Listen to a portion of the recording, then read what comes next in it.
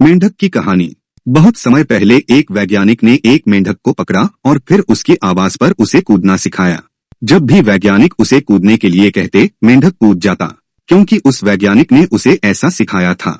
एक दिन वैज्ञानिक ने मेंढक की एक टांग तोड़ दी और फिर कूदने को कहा। इस बार मेंढक कूद गया, लेकिन एक पैर नहीं होने के कारण वह थोड़ी दूरी तक छलांग नहीं लगा सका। वैज्ञानिक ने मेंढक का दूसरा पैर तोड़ दिया और फिर उसे कूदने को कहा।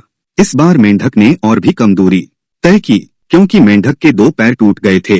ऐसा करके वैज्ञानिक ने मेंढक की तीसरी टांग तोड़ दी और फिर चौथा करके वैज्ञानिक ने मेंढक के सारे पैर तोड़ दिए और फिर कहा कि मेंढक हिल भी नहीं सकता क्योंकि उसके पैर नहीं थे।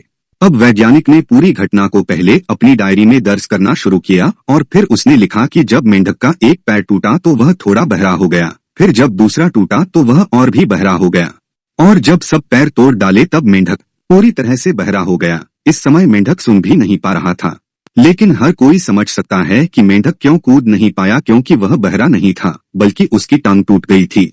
हम भी अपने जीवन में ऐसे ही मूर्ख बन जाते हैं और कभी कभी हमारे जीवन में दो घटनाएं एक साथ घटित होती हैं, जिनका एक दूसरे से कोई लेना देना नहीं है, फिर भी हम दोनों घटनाओं को जोड़ने की पूरी कोशिश करते हैं।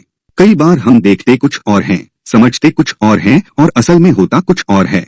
सीख। दोस्तों, इस कहानी से हमें सीख मिलती है कि जब हम अपने जीवन में पछतावे से बचना चाहते हैं तो हमें कभी भी जल्दबाजी में फैसला नहीं लेना चाहिए। हमेशा एक फैसला लेने से पहले 100 बार सोचना चाहिए। ऐसी ही रोचक कहानी सुनने के लिए हमारे चैनल को सब्सक्राइब जरूर करें और वीडियो अच्छी लगी हो तो लाइक और शेयर जरूर करें।